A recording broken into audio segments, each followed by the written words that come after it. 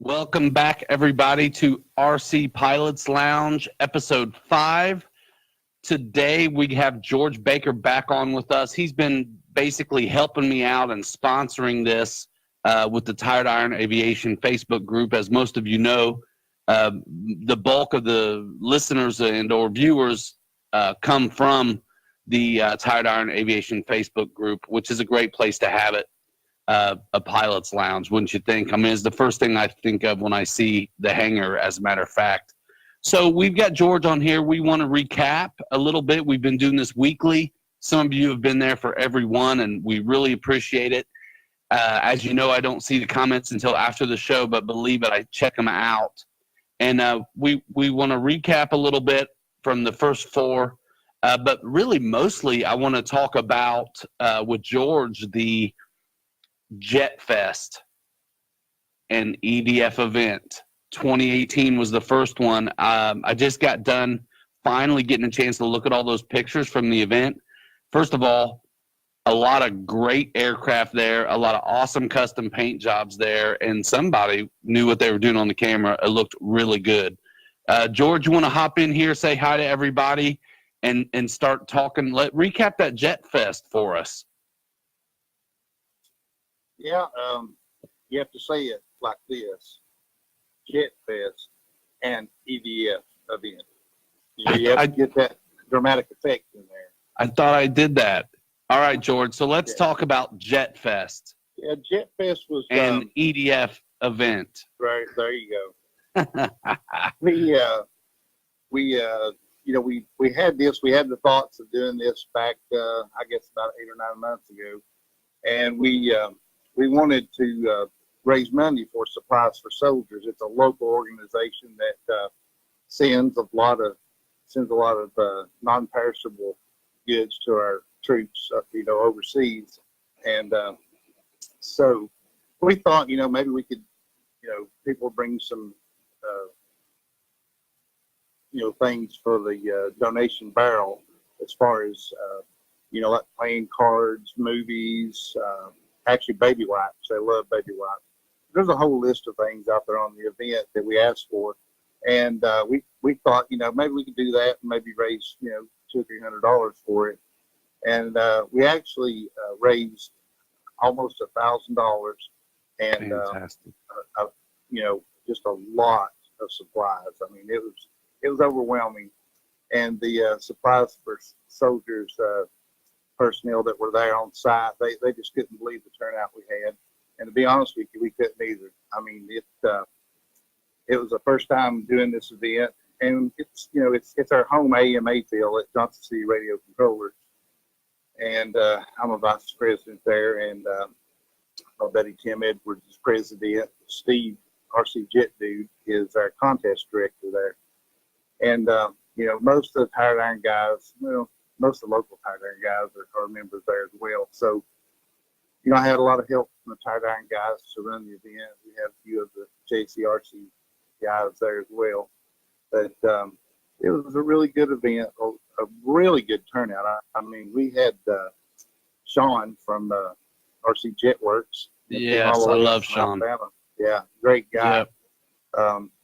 He won our best civilian/sport plane for his T-45 that's been converted.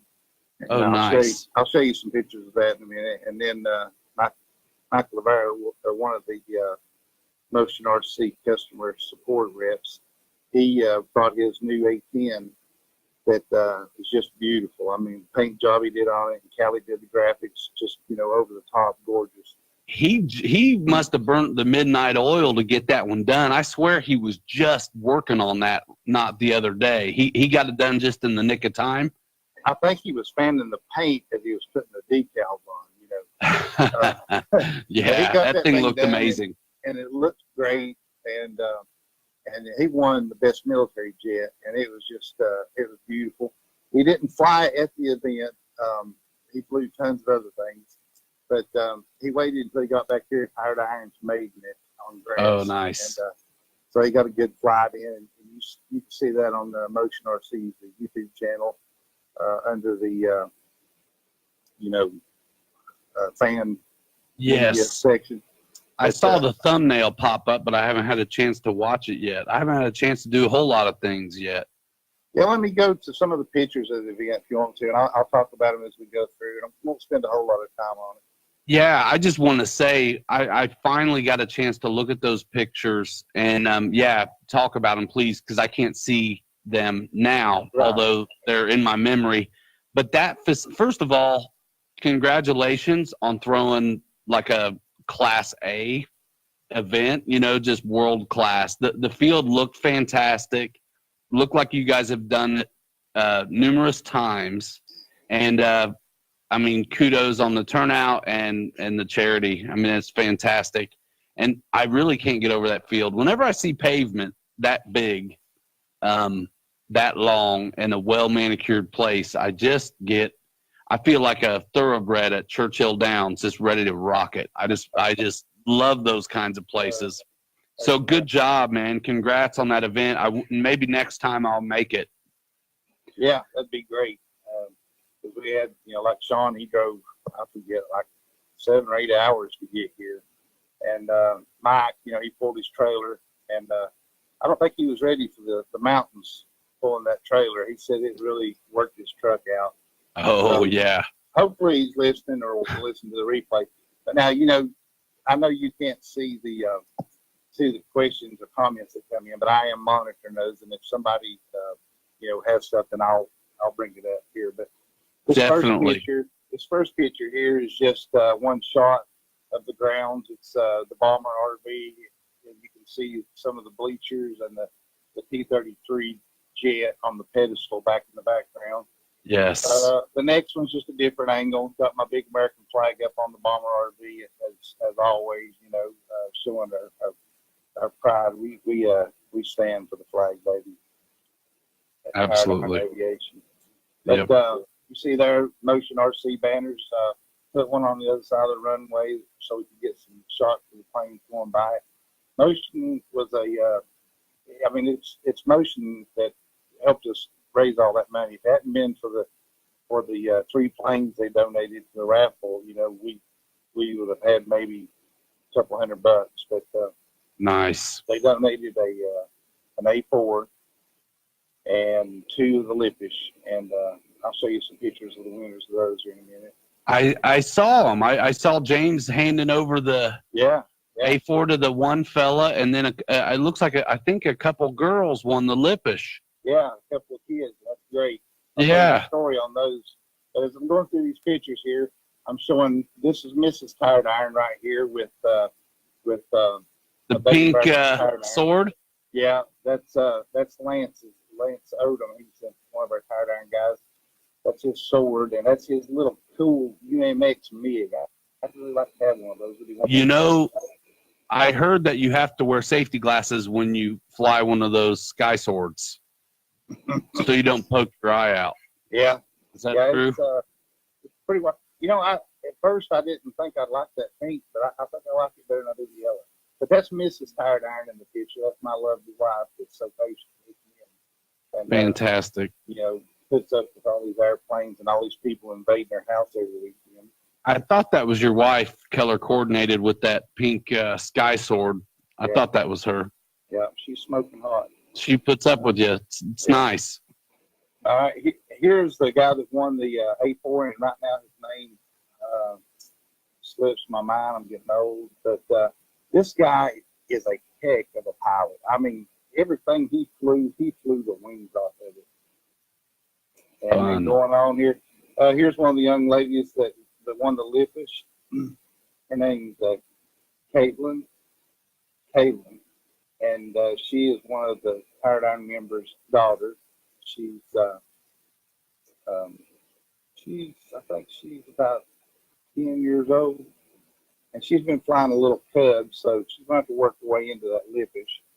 And this other one, this is really funny. This girl here that won the other Lippish is Steve Hodges, RC Jet dude's daughter, Chloe. And he asked her to draw the first ticket. Well, she drew her ticket. No way. Yeah. So everybody was giving him a hard time about that. So I bet. I drew the others because all of our members weren't eligible. And then here's Mike with his A10. I mean, that thing, like you say, I don't see how in the world he got that thing done, because it's not only decals and just green paint. He painted the invasion stripes on it and the gray underneath, and yeah, did a fantastic job. And it looks great. We had these little plaques made, and then also I like to give out these little medallions. It's like a little medal with a blue ribbon that hangs around your neck. They've been kind of, a lot of people do plaques and trophies, but I think the medal's pretty cool too. You can actually hang it over your plane and display it. But that's RC Jet dude there doing the MC, and he's really good at that. And then here's Sean with his Royal Air Force T-45. I guess it'd be a T-1 now. And we felt like that was, kind of a civilian, because it's a demonstration plane. But he won that. And can't say enough about how nice Sean is. He came over and hung out with us at Tired Iron Aviation the next day, and we just had a great time. Andy told me he was going to be going, and I met Sean at Jet Jam, and great guy.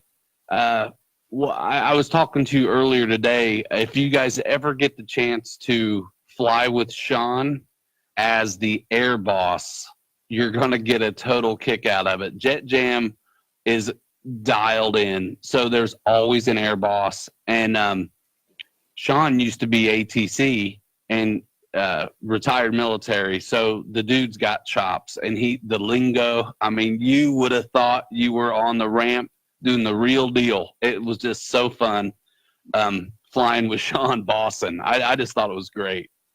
Great guy. All right, going back to the pictures here, this is just some of the supplies that people brought in. It kind of blew my mind how many things were donated. Then these pictures here, these F4 Phantom pictures here, it's RC Jet dude's Navy F4, and we had a fellow on doing that came and did all the pictures, all the still photography, and I mean, he got some of the most unbelievable pictures. This one here is the F4 Phantom just on the blue sky background, and it doesn't look real. It looks like something's been printed or lithographed or something like that. Yeah. But it is just amazing, and you can zoom in on it. I've got the raw files actually, and I mean, it's unreal, man. You can zoom in and see the molecules. Yeah. But, if it was a map, you could zoom in so far that you could see the people waving. Yeah. And there's just a few more of that F4. Here's one coming in. We're landing. You can't tell that that's not a real jet, other than there's not a lot of black soot going out. You just had the best blue skies too. I mean, that field must just be oriented perfectly for the sun to be out of the way and the sky. Really, but we were just blessed that it worked out like that. It looked great. Yeah, and here's another picture of it taxiing down the runway in front of the motion banner. Here's a picture I wish you could see. This is a Tiger meet Mirage all in one piece. Yeah. Yeah, this is my new one, because the one I fixed from yours, I crashed it too and tore it all to pieces. And and what was crazy, that same night, Steve, RC Jet dude, he put his in. I mean, just it was a crazy night. We were flying right at dusk and enjoying those afterburners and stuff. And I got way out. I didn't know it, but I tore one of the whiskers off my receiver, cramming the battery back in it. Yeah, I've been getting that thing so tail heavy that it just basically hovers everywhere. And I got too far away. I got about 3/4 of a mile out, and it just went away. Is that picture of the Mirage from the event? It's sitting there with the Scorpion, right? No, that's actually Steve's crash one. Okay. How was that? This picture here is sitting on the table with the wheels up. How was that FMS Scorpion? Anybody get their hands on it? Yeah, that's Steve's plane. It flies good. The had some issues of the nose wheel coming loose, and the steering on it not working really good. But It's a 90, right? yeah, and I mean it flies great. I mean it's locked in and just no bad tendencies or anything. Just the only issue we've had is that nose gear. But I think he's going to get rid of it. You know, he's more of a military jet guy like me. But in that same picture, you can see his Mirage sitting there, and we're going to get a fuselage and do it like we did yours. You know. Yeah. I got to get one of those. I'm telling you that right now. You asked me a couple of shows back what my favorite plane was, and that was, you know, at the time I didn't really have a favorite plane. Here's Craig Quillen, and he's one of our field marshals. But you asked me that now is my favorite plane as of today. I mean, I am flying the crap out of that thing, and I love it. It's just so fun to come down and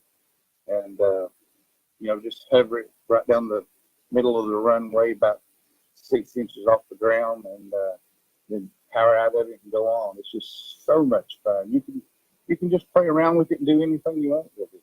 You can hand launch that sucker. You can just underhand pitch it in the air and go. That's crazy. I need to get one of those power systems and throw it in something. I've been having fun with my MiG 21 a little bit lately, just because I'm wanting to do that same thing, you know, high alpha it around, and I have favorites for that. The original Mirage was a blast for that. I never got a chance. I got about 5 seconds worth of a chance on one of these new ones, and that's it. So I got to get my hands on one of those. 'Cause every time I talk to you, you're raving about it. It's driving me nuts. Yeah, you know, you're talking about the MiG-21. I got one not long ago. It's one that kind of, you know, it came out when I was first getting into flying, and I missed it. So I had to kind of wait for a lull in all these releases for motion, and I picked one up, and I went ahead and put the 9-blade 1900 kV motor unit in it, like the Mirage has in it. Yeah. I also put the RC Geek afterburner in it, and it's just awesome. It doesn't do as good a high alpha as the Mirage, of course, because it does have regular horizontals in the back with elevators. Yeah. It almost will. It's really and that motor, man. I've heard of people, you know, having trouble getting off the grass. But I flew it with a 12-blade in it a few times, maybe 4 or 5 times. But with that 9-blade in it, I mean, that thing, you know, no takeoff flaps or anything. It just jumps up, you know, probably about 150 feet. It's up in the air and gone. What battery do you like in the MiG-21? I really like the Roaring Top 6250 because, you know, I get it right times. You know, I'm getting about 4 minutes, and that's running it hard. That's a big pack. I mean, you know, relatively. But it doesn't weigh much more than the old school 5s. Yeah, I've flown the MiG. It actually weighs less than the old school Admiral 5000. Oh, does it? Yeah. I like the old school 5s in the MiG. I've flown the 4500s and probably a 4000 a time or two, but I felt like it hunted around in the pitch if you didn't have a heavy enough pack in there. So I like the old school 5000. Of course, the new school 5000 too, and there's plenty of room in there to move it up. And then I got a Roaring Top 6000 that I like in there too. Have you tried the 6250? No, I don't have one, but you know what? Yes, talking about getting off the, you know, some folks talk about that airplane coming off or not coming off. I usually don't ever take off with flaps, but I messed around with it the other day on that plane, and It's just fine. I like doing all my slow stuff, obviously, with the flaps on. That thing's super maneuverable with the flaps on. And if you ever watch any full scale routines on the MiG-21, they're dirty. I mean, everything but the gear down. And I have the Hobby Eagle in mine, and some of you guys will know this. And actually, we filmed it. It'll be coming up soon, probably next week on the Pilot Ryan and Captain Mike's YouTube channel. But we filmed it legit, not just the cell phone. And I show you the difference between the low rate, the high rate, and the Hobby Eagle rate. Some of you guys have probably noticed you get a lot more throw when that gyro is on than not, which is actually nice because when I don't have it on, I can't hardly turn around on that runway. So I got massive deflection on my, elevator when I have that Hobby Eagle on. And I can't wait for you guys to see it because we had a good time. We did a photo shoot with it and then some video where most of the time, it's funny. You got a plane for everything that suits your mood, I think. At least I do, right? So there's some jets that I lay into the power all the time and just fly crazy up lines, a lot of aerobatics, whatever, fast passes. And then there's some planes that, man, I just keep them in landing configuration because I have so much fun just dirty, thrusting nose high around, keeping it close. So that's one of them for me. Yeah. Good times, man. Yeah, I really like that. I really like that MiG-21, and I found that a new Admiral 5000 or that Roaring Hawk 6250 really do good in it. It's just the right amount of weight. Of course, I don't use any gyros. Steve and I, we kind of dig at each other all the time about gyros and stabilization, but I don't use it hardly anything unless it comes with it. But with the MiG, in the turns and stuff in it, I just bank it sideways and crank the elevator straight up and sling it around. It likes it. It likes being treated rough. Yeah, I do a lot of rudder on mine, having it slow and trying to keep it flat. But yeah, I mean it's one of those things that I haven't had it get away from me, but I'm always scared it will because some planes really indicate when you're skidding around instead of coordinated. I mean, it's just obvious. I mean, that thing's a big, arrow. So it's very obvious when you're not coordinated and you're kind of skidding around turns and stuff. But I love it. And that's kind of, I never put a gyro in a sport jet, but something that I want to just keep slow and dirty and enjoy that nose up. I put one in. I put one in when it was still silver because I couldn't hardly see the son of a gun. Man, when that thing is silver, it's tough to see in some sky. That's why I did that outlandish bunny fighter scheme on mine. So kind of for the kids, but mostly so I can see it, but I still keep it just as close as I always did. That's a good one. That's a good one. We went from the Jet Fest to the Mirage MiG-21 real fast. Let me show another picture here from Jet Fest. Sure. This is a picture of a gentleman that's just got his flying hat on, his radio in his hand, and he's looking off at his plane. This is Doug. He's one of our Johnson City radio controller guys, and he took on my 1 year anniversary of flying every day. He took the Tired Iron Daily Flying Challenge, and he has now flown over a year. He was on the AMA video they did about the daily flying. Cool. But yeah, Doug, he's gone over a year and he's still going. We've got, I guess we've probably got about a dozen people now all over the country that we know of that are doing it. And then let's see what else we got here. Oh, here's the last pictures. This is just kind of a aerial shot that James got of the P-33 and some of the cars. This is probably, looks like, there's several tents that's not there. This is probably about half the crowd that was there. And then here's one from off to the far left end of the runway. And I think that was when about everybody was there. It's 550 foot paved runway. Oh. We paved it last year, and it's a landfill, so we've had a lot of settling in the ground, and it was in really bad shape up until last year. And you can see from this aerial shot, it doesn't look that bad from the ground. It looks patchy and like there's not a lot of grass on one side, but when you're looking straight down on it, of course, it always looks a little bare, but it's slowly but surely coming back. And this last one is a straight overhead shot, and you can see there, it's not too bad a runway. It's just we've got a little bit of a tight end on that left end. We have to keep it tight right there to keep from flying over a neighborhood that's back behind those woods. Oh yeah. But that's Jet Fest. We had a really good time, and there was a few minor crashes, nothing major. Mostly people running off the runway into the rough and tearing nose gears out and stuff.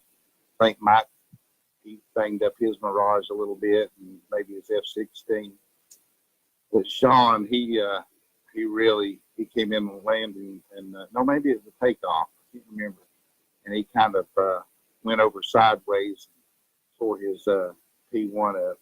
So when he's getting his award there in that picture, it's kind of pieced back together. Oh yeah. But it's a beautiful plane. I'm sure he'll have it looking great again in no time.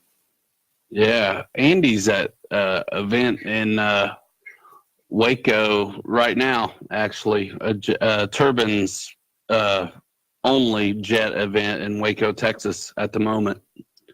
I'll be going to Texas in October. I'm very looking forward to that. That's a charity as well, which we'll get the CD on here, and probably Anthony again to talk about that. You're talking about the event in Grapevine, Texas. Warbirds over Grapevine, Aero Squadron 114. It's the Snowball Express charity for children of fallen soldiers. It's fantastic. Stay tuned for more info on that coming up in the future.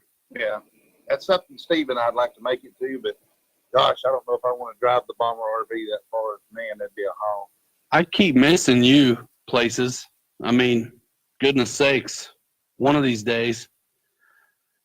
It doesn't feel like we miss each other because we're weekly on the phone, but weekly, yeah, at least weekly. At least weekly.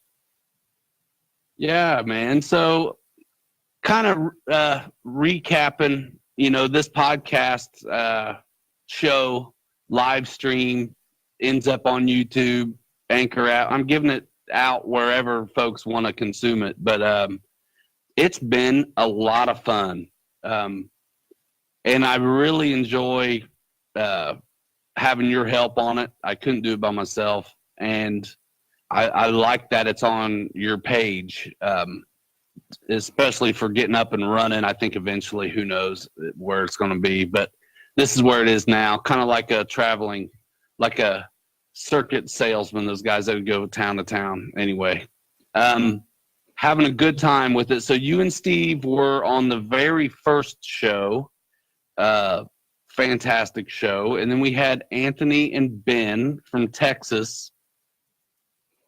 Guys, go check those shows out too. And by the way, as far as an archive, if you want to easily find these things, so much happens on the Tired Iron Aviation Facebook page. It may be kind of hard to find stuff after a couple days. If you go to the Pilot Ryan and Captain Mike's RC YouTube channel, there's a playlist for like podcasts and live streams, so you can easily see these things again, just as they were broadcast on the Facebook page at Tired Iron Aviation. So you can check out. We really had a good time with George and Steve, and of course Anthony and Ben. It was a fun story to tell there. Ben had taken 2 years off. So we run the gamut. We got George, who's flown 2 years plus every day in a row, a fella who hadn't flown for 2 years and just had the best landing I've ever seen on an F5. And then we got Chloe and April from RC Safari on. And then we had the Timber Brothers. And then here we are recapping with George on episode number 5. We've done it every Thursday, 9 o'clock Eastern. I'm proud of that. trying to be consistent and show up every time. And there's a lot of new things that have that are on their way, and some that have just been released that we can't wait to talk about more. I don't know if we'll talk to Alpha or James or you guys when you get one of these new Albatross in your hands. But did you get to see one at all, George, at the show? No, the L-39. Yeah. I think it met a similar demise as your Mirage. Okay. But, yeah. So it's not just me. Right. Yeah. Okay. Yeah, you know. Okay. But I refuse to watch the build until I have one in my own hands. So I don't really know what it looks like except for just in the air and briefly on like Instagram or something. I want to get one in my hands so I know what I'm talking about. I ordered an Arc Plus. I'm going to put the power system out of the MiG-21, the 12-blade 1850. Oh, yeah. Yeah, I'll put that in there. I mean, that'll be more than enough for that plane. But I really like the looks of it, and I like the livery. I thought about, well, do I want to make that, like a camo military scheme or something? But I think I'm going to leave it alone. It looks good. It looks good to me too, and I'm excited about it being. I like the lights. I like the tip tanks. Of course, the landing gear and all. Suspension is always fun, and I love the 80 millimeter. I think that's a heck of a range, and reportedly it behaves a lot like the Avanti. So guys who want that predictable, I call it warbird performance, not speed wise, but character wise. Like it's no surprises, like that's how a sport jet acts. And some jets that don't have the delta wing or the wing root glove really act, I feel like, very predictable and are good answers to the call when someone's asking about what they should get next. You know what I mean? So yeah. Some guys just can't get over the sport jet aspect, like the paint scheme. They like the military stuff, and I get it. Me too. Until you fly one, though. And it's like, man. So if you got an L-39 that can wear any kind of dress at once and still behaves like one of the best sport jets ever made, that's a win-win. I can't wait. It looks good to me too, man. I like it. Yeah, I think it'll be a popular jet too, just because most of the 80s don't have lights on them, and it also in the cockpit, all the foam is covered with plastic. I saw that, except for the seat backs or something. But it's like these 80 millimeters are coming up to the same scale detail that the 90s are, and I think that is going to bode well for motion sales of those planes. I would really, I hope all the 80s come out like that. I'm sitting here looking at the A4. I know Steve has got a nice light package on his Blue Angel, but it's something that really A4 needs. Yeah, I put them on mine because I couldn't stand not having them. Yeah. I love the A4. I love how it lands. And it looks like it's going to be tricky because of its narrowness of the gear and kind of tall even too. And it can be, but man, there's just something about the way that one likes to come in. His Blue Angels look so stinking good in those pictures. I was looking at it. I was like, whoa. Yeah, you can tell mine's a model. I cut in the lights. I used tape. I had some plastic laying around from some blister pack or something, just, pretty lo-fi. But, you can't tell when it's up in the air. Yeah. Yeah. The only 80 I don't want lights on. I don't want anything else on my Mirage. I want to keep that baby light. Matter of fact, I think I'm going to get another one and just see what all I can get rid of on it. Like all the gear doors, those springs. Yeah. Maybe you can drill the wheels out and just get that thing as light as possible, because I am having so much fun with that. Let me show our viewers a picture here. This is a picture that Gary Hammonds took the other night. I had the Mirage out flying it at sunset, and we had the most beautiful sunset that night, and had that afterburner lit up, and he got down right behind it. Of course, I messed his hair up when I throttled it up, but that thing is showing, it's shining out on the grass and stuff, and that pretty sunset in the background is just beautiful. Only thing bad about the picture, if you look to the right-hand side, you can see Mike Lavero running out of the shot, and you see one of his legs and half of his body. Had to get in there. He photobombed you. Yeah. That's hilarious. I know that shot. I remember seeing that. I got to get that afterburner kit in something. I'm sitting right here on the other side of this laptop. I got my Navy F4 sitting right here. I got Steve printed me off some nozzles. They look good. Hey, speaking of Steve, I have to show a picture to our viewers.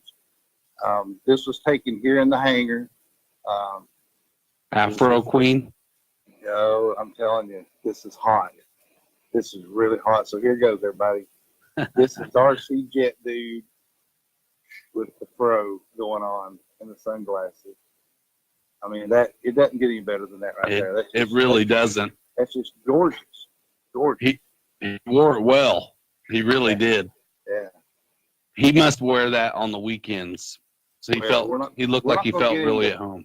Yeah, that's usually saved when we go on trips. We won't get into the details of that.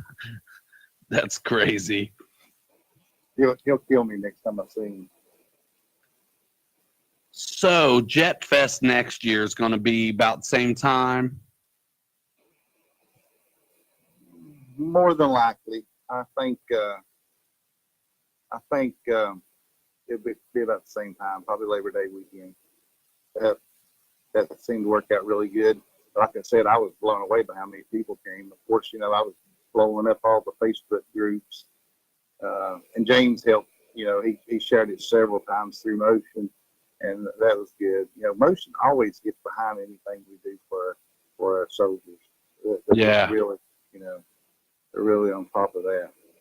Yeah, the Warbirds over Grapevine was really James. He had just been here for a little while at that point, and hopped on board with the whole sponsorship avenue. And we didn't have a whole lot of time, but yeah, they definitely stepped up on that one too. Excited about that. Let's see. So. You gonna ask me the questions tonight? No, not really. Maybe some. I want to ask you a question. Then ask me something, but I do want to ask you one thing that I wanted to touch about Jet Fest that I forgot. All right. So, not a big deal. It looked like there was a ton of custom schemes there. It is what I picked up looking at those pictures true? Was there more custom schemes than stock schemes there? Yes. That's fun. I probably was the only one there that had stock schemes. I didn't bring anything that I'd customized. Basically, I just brought, I think I took 10 jets with me, and they were pretty much all stock other than just maybe some hardware exchanges and 3D printed parts, stuff like that. Nice. The Mirage has got the cockpit and the nozzle, and of course the afterburner. The F4s, the one, my camo one, it's got the nozzles. It's actually got the RC Jet nozzles on it. Okay. Those ones kind of scooch down. I know what you mean. Yeah. Word. And it's got It's got the afterburner in it as well. But then I brought my MiG 21. It's got a decent weathering job on it. It looks pretty good. I did it in a Polish livery. I actually did it in a livery that is of an actual jet. It's not been restored. It's all original. It's in our local military museum, and I'll give them a shout out. It's the Tennessee Air Museum. I forgot the name of it. one of my favorite places to go is in Sevierville, Tennessee, right down next to Gatlinburg. But man, they have got, for a small town museum, they have got some of the coolest stuff. I mean, they've got an OV-10, they've got a couple of P-47s, they've got P-51, they've got a Sky Raider, and all of these that I've mentioned so far, these are functional planes. They fly. And then just the hangar's just full of neat stuff. They've got a B-25 nose that's been used in several movies. It's got all kinds of camera rigging and stuff on it. They've got the plane that was used in the movie It's a Mad World. That was pretty cool. But that's a good place to go. But anyway, they've got that MiG-21 down there, and I did it up in the same numbers and everything. So that worked out pretty good. But you're right. Most everything there, like Mike's stuff, I think all of Mike's stuff, maybe other than that Prometheus, was custom liveries, and he had that wild pink job F4 down there. That's really cool. Yeah, that F4 is awesome. And then he also had the Venom down there. So the Venom and that Prometheus were probably the only two things that weren't custom. And then didn't he customize the Venom at your place, like by knocking off the tip tanks with your power lines? Didn't he further? He did a little more than knock the tip tanks off of it. But I tell you, these guys are giving me a bad rep on our power lines. The power lines are not bad. They're actually pretty fun to fly under. Yeah. But you don't have to fly under the power line. You can take off under them and you can land under them. But when you're making circuits around the field, you don't have to fly under the power line. But people, they get to feeling a little, a little giddy, and they think, I'm gonna go under that power line, and they just misjudge the distance. And we'll probably lose the power line here in about a year. It'll probably go away. But I kind of like the power line. I have hit it a few times. There was an 8S F4 made.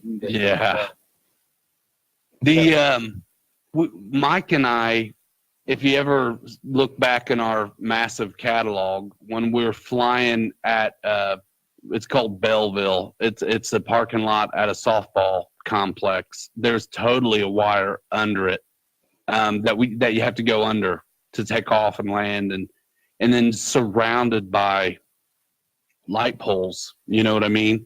Like 2-tier, 3-tier light poles. Like there's some around the parking lot, then there's some around the ball diamond, then there's it's just littered with obstructions, and it can be fun and challenging. So not to give you a bad rep or anything, but I did want to ask that about the custom schemes, because man, it seemed like everything I saw on the pictures from that event were Dynamite custom jobs.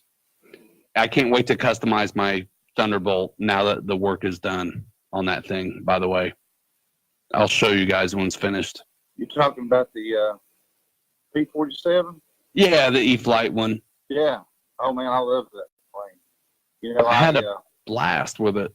I had to, I've got to work on mine. I had a Rare Bear, and then I had a Bear, and both of them met a horrific demise that was actually awesome. Yeah. But I took the power system out of one of them, the motor and ESC, and put it in that P-47 and was running it on 6-cell the other day. And it started coming apart. The foam started just chipping off the cowl. I mean, it was just sucking it inside. And Steve had told me, he said, my Rare Bear started doing that running on 6S. On 4S, it's all right. But on 6S, on a Rare Bear, you're probably looking at about 130, 40 miles an hour. And the foam just, he'd take his hatch off and the inside it'd be full of foam. Well, that's what my P-47 was doing. That's awesome. So yeah, I don't want to tear that plane up. That's a really nice plane. And I love it. Keep it one piece. It's just a beautiful flying plane. That's the one I love to fly underneath the power lines inverted. Get it about 10 inches off the ground. It and its brother, the E-Flight Korean War Corsair. Oh, yeah. That's that's probably my favorite prop plane. It's just such a great flying plane. I love that Corsair. I actually had it out there this evening flying it. I hadn't flown it in probably a couple of weeks, and I wanted to torture the power line a little bit, so I buzzed it underneath the power line a few times. I enjoyed. We worked at that Corsair a while back, and that's the only time I got to fly it was like that day, because Mike wanted it. But I had. I really think that's a great one too, because I had flown. The prior Corsairs from Horizon was the one with the fixed gear.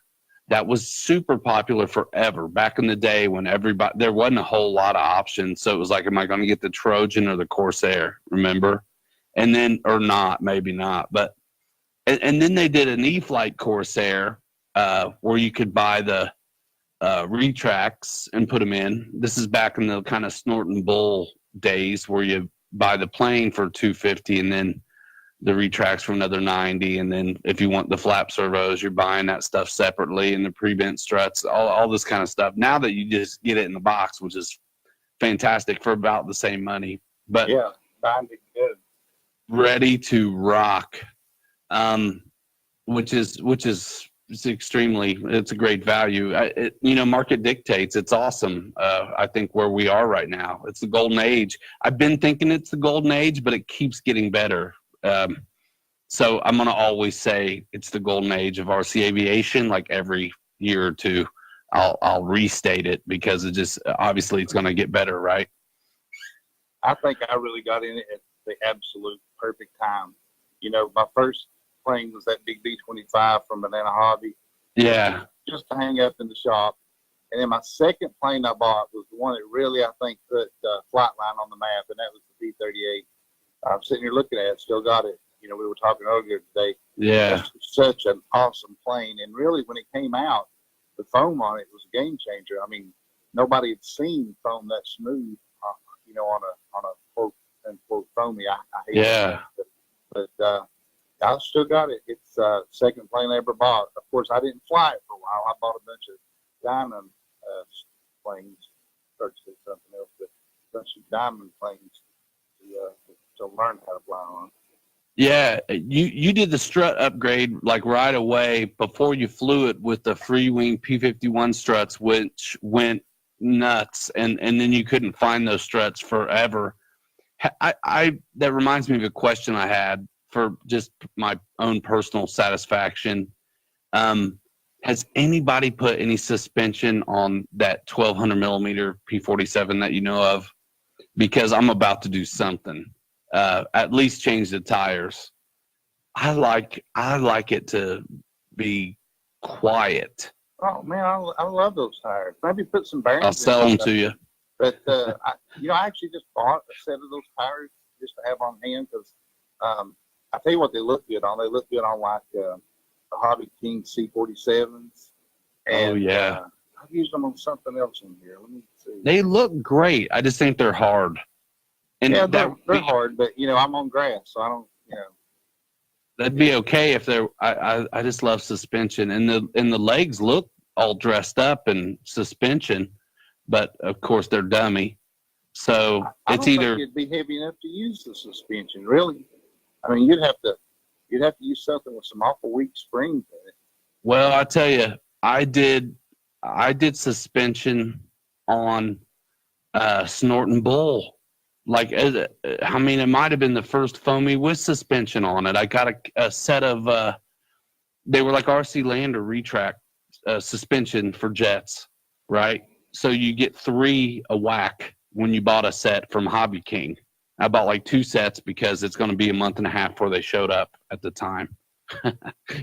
And I was going to put them on all kinds of things. So they came with the little wheels and the fork went through it, so you had wheel on both sides. So you had to do some modeling. But I put actually when I was getting ready to move up here, I knew I was going to be flying off grass, not on pavement at AMA anymore. And so I wanted to do suspension. And I mean, that little 42-inch thing could carry him just fine. And I think I did cut the spring down though, like you mentioned, because it was just too stiff. I think I cut a a loop or two off, you know, to make it give a little bit. But man, I love that thing on suspension. Don't you think though that most of these planes that come out with suspension that they are too stiff? I mean, I usually work on most of mine. I mean, there's very few of them. I guess maybe the F4 is probably the exception. It seems to be about right out of the box. But a lot of, and I guess Tomcat probably, because it's, you know, it's under half suspension just sitting there on it. Yeah. But, a lot of them just, you know, they're just too stiff, especially these trailing link suspension. The trailing link, you think so? Yeah. I think most of those are just way too stiff. And, you know what? I don't have the same feeling, but some definitely sit more sprung than others. I mean, you think about like you mentioned the F-14, which I have no experience with, unfortunately, but like the T-45, like sits there just already half, you know, compressed, and then you've got the Yak 130, which is pretty similar. And both of those are exceptions, exactly. Yeah, the T-45 and the Yak yacht. As Mike would say. As Mike would say. But both of those, you're right. You know, they just sitting still, they're compressed, and that's the way it should be. A real aircraft, you know, it's when it's sitting on the tarmac, it's probably 3/4% compressed. Yeah. That's true. And that's kind of the way I like my models to be. I do like that idea. I just haven't ever felt the necessity to fiddle with them. I think I really enjoy my A10 now with the straight up and down on the mains and all the way around. You know, I have the straight up and down on the mains and the nose gear. And they're kind of stiff, but now that they're straight up and down, I don't worry about anything on that plane. Everybody's heard this conversation, you know. I think it's best to have all of one type on the A10. You know, you turned yours around backwards on the A10 and had tremendous success. So because of that, I mean, for months, right? I mean, a lot of other guys doing what you had done and having success. The fact that the springs were stiff and the straight up and downs didn't bother me too much because it pretty much emulates what you had done. Yeah. But still gave me the suspension I wanted. Yeah, and that's what you've got to do with the A10. You have to do one or the other. It needs to be all trailing link, or it needs to be all, you know, folio. Agreed. But I like the looks of the new Oleo type struts. They're about the same. I think they are the exact same as the B-24, other than the pin diameter. That's exactly right. But you know, that reversing the mains has worked perfect for me, and that plane's just it's a joy to fly now. I wouldn't touch it for anything. It just I know. I mean, I treat it like it's an old worn out Cub. You know, if I'm flying around and all of a sudden I want to do a flat spin, I'll throw it wide open and kick the rudder all the way left or right, and just people are like, what happened? What happened? You know, like, nothing. Mike throws his around like crazy. I mean, yeah, it'll take it. Those those rudders are super effective. I'm always kind of like, I don't know. I'm afraid I'm going to break them in the air. I mean, I'll snap something every now and then, but you know, snap roll kind of deal. But I very rarely will. It's like I have this compassion for the pilot in there. Like I don't want to black them out, you know. Not that I'm a scale nut, but I've really been wanting to, and I'm going to do it here pretty soon. I just haven't really felt like, you know, losing a $600 plane, but I really want to fly it inverted under the wire. The other day I was coming around for the approach to do it, and Steve says, "You're not going to do it, are you? You're not going to do it, are you?" And you know, when I got pretty close, of course, I just came on up above it, inverted. But it's going to happen. I'm hoping to get it on video, so if you hear a major crash that, we'll at least have it on video. Well, hey, that's a big enough plane. You may get your power line down before next year. If you hit it with that I don't know, man. I hit it with that F4. I mean, book it. Hauling the mail too, Yes. boy. And I mean, and that was actually the lower line, the phone line. It wasn't even the high voltage lines. So, Shooey. if he'll take that, yeah. What's life without challenges, huh? Hey, listen, that power line's made me a lot better pilot. I flying every day and flying underneath that thing. Yeah, I actually like it. I can believe it. When I go somewhere where there's no power line or nothing to fly under, it's like, it's kind of boring, really. Mike says the same thing. We used to go to that Belleville all the time, but he works out of town half the week, so he's flying all the time at a place that's similar to where we used to. We would always go to that Belleville place in the wintertime or fall, so we didn't have to muck up that field we fly at, like driving through, making ruts and all, you know what I mean, when it's soupy. Because it gets soupy here in the wintertime, there may not be snow, but it's just thawing out. So we respect that place enough not to want to make a mess of the place. And we're the only nut jobs out there flying in the winter, around here. But, when we're not at Belleville, he misses it. And so when he's flying in Marion, he's flying off of some church parking lot that's got obstructions, and actually told a really funny story on RC After Hours about one time he messed up and that was hilarious. Landed a plane on the roof, like during, I don't know if it was during services or what, but it was during service. And I mean, he was over there trying to dig it out of the bushes after he slid off the roof, and all the congregation had their faces pressed against the windows, and he's just kind of like, hey, so funny. That dude's out of his mind. Well, great teammate to have. We've been at it a long time, and it's great. We had a ball. Some of you guys, I'm posting all over these days, but there's one clip, I only let it go on Facebook, where we were in between rainstorms, and man, that boy's out of his mind. So fun. Oh, the weather forecast. The weather forecast, and That's then funny. so Y'all got to get out there and fly in that rain, man. I mean, that's the kind of rain you want to fly in. When it's pounding it down like that, and you can actually see your plane moving around from the rain, you have got to get you an old Cub or something that you can get out in that rain. What do you do with your radio? I stand underneath the porch out here The on roof. the side of the hangar. The hangar on one side, it's got a shed roof all the way down, and it kind of rolls off into the yard. And what I'll do is do carrier landings, come in and land it in about 8 feet.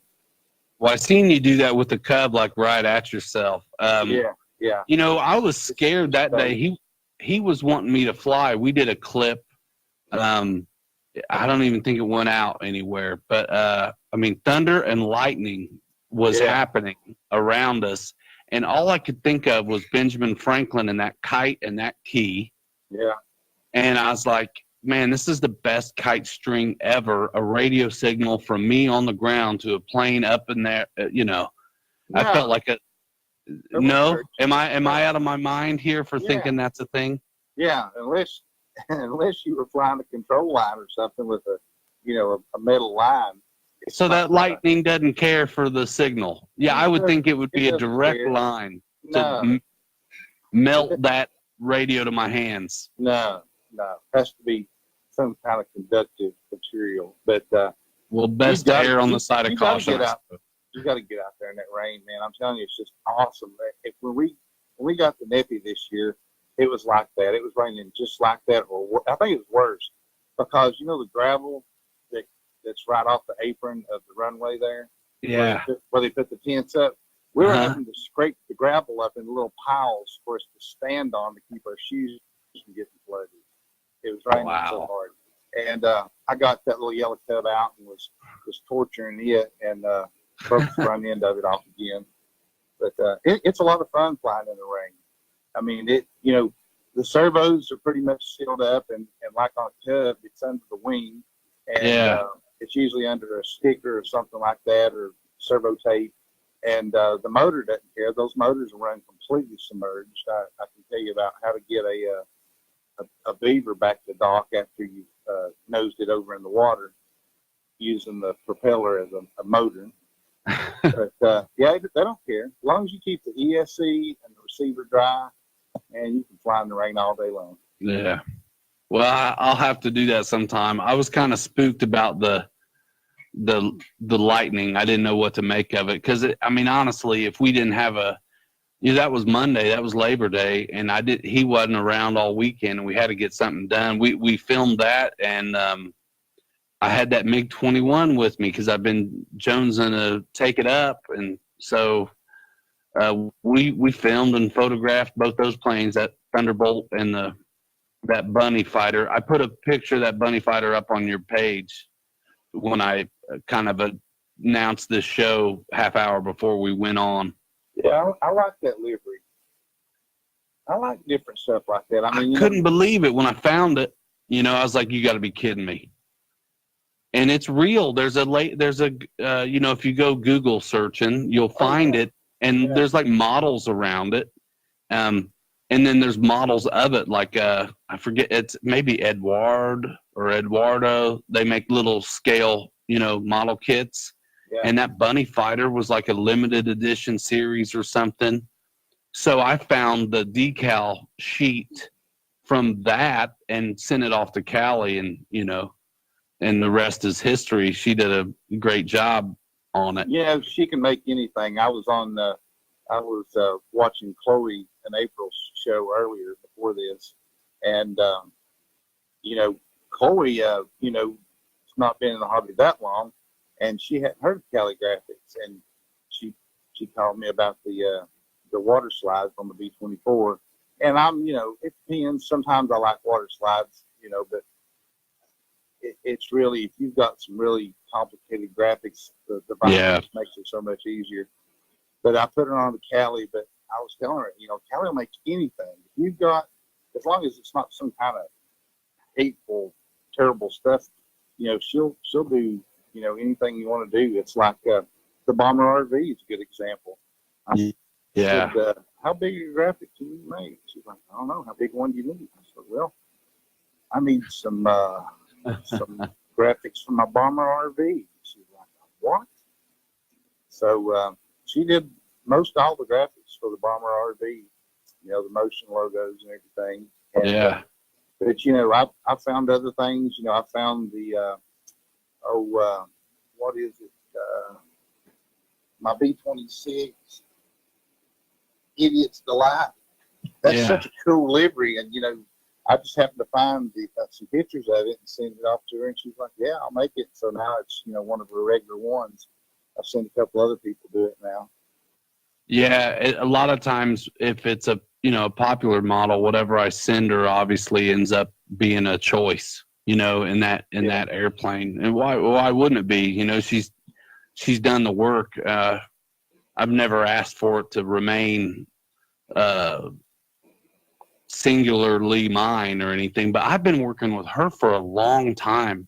Back during magazine times, when I was working up like GWS kits, or this guy Windrider, he had the first foamy Dauntless that I know of, and I did an article on that one, and then it came with stickers, but then he did a Hurricane, and it did not come with decals. So I had her make me up one of I think it was the Polish Night Fighter Squadron or something, of the Hurricane. And that was, I think, one of the first times I ever used her, and then it was for publication. But man, I've used her on a couple T6s, a couple F4s.